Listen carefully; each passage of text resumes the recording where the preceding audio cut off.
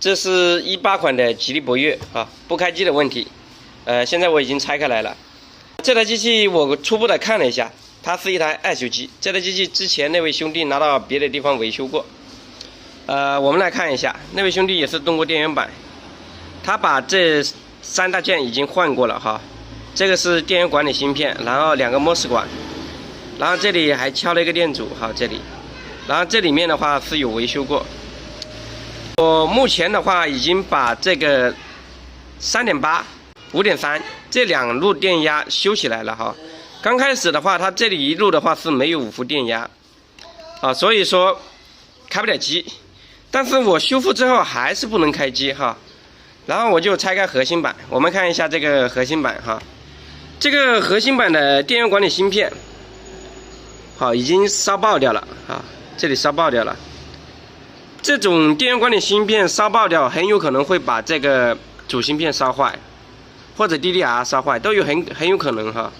我们现在要把这个电源管理芯片拆掉，拆掉之后，然后测量一下它的输出点有没有对地短路。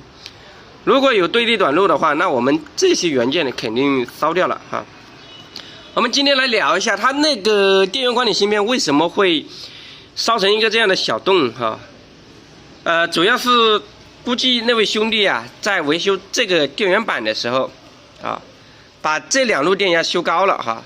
如果你在维修的时候，这里没有处理好啊，这电源管理芯片这里没处理好，它这个12伏的话会直接通过这个电感加到这个核心板啊，加到这个核心板的话，它直接会把我们这个芯片给烧爆啊。所以说我们在维修这个电源板的时候，你修复之后的话，一定要用望远表测量这里电压和这里电压。这点的话是3.8，这点是5伏。如果电压过高的话，我们是不能去装机的哈。如果一装机的话，它就会出现这种问题，把电源管理芯片烧坏。好，那我们没办法，现在我们修完电源板之后的话，还要对核心板进行修复。我们先把这个电源管理芯片更换掉，对这个烧坏的电源芯片进行拆卸啊。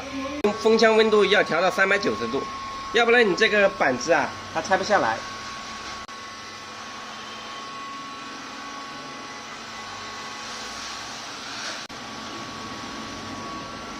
好，我们成功把这个电源芯片拿下。拿下之后，我们更换一个电源芯片哈。其实这个电源芯片的话，我这里也是有一点备料的。我们把这个电源芯片更换上去。装之前的话，我们还是要对它的输出端进行测量一下，看一下有没有短路的。如果有短路的话，那这些芯片肯定烧掉了哈。我们用望远表打到风鸣档，对它进行测量。测量之前让它冷却一下哈，如果温度高的话，你测量肯定是存在短路，我们需要冷却来测量。好，我们冷却的差不多了，我们再次测量一下这个核心板的电源管理芯片的输出端，这是供 eMMC 的哈，这个没短路。这个供 DDR 的，这个还好没短路。哎，这个运气还好哈，还没短路。那我们电源管理芯片换上去试一下，看一下能不能开机。我们现在把电源管理芯片装上啊，装的时候板子给它预一下热。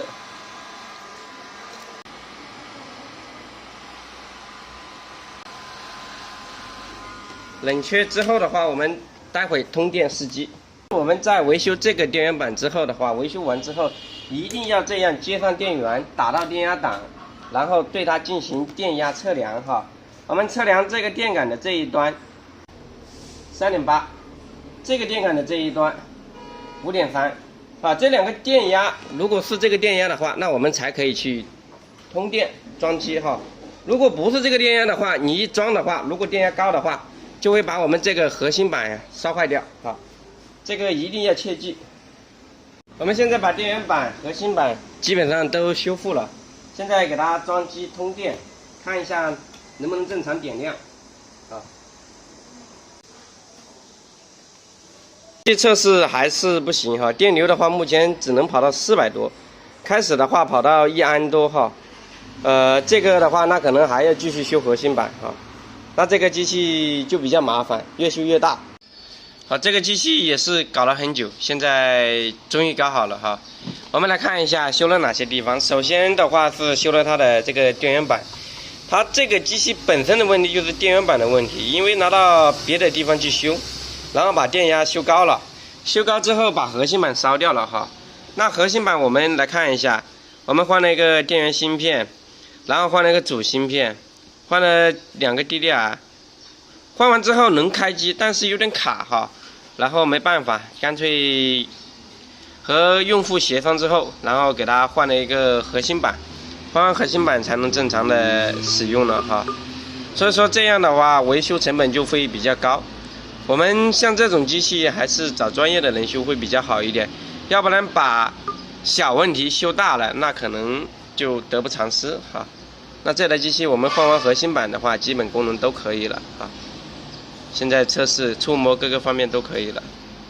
有需要维修这一款机器的话，可以直接找我哈。一般这种机器的话都可以修好。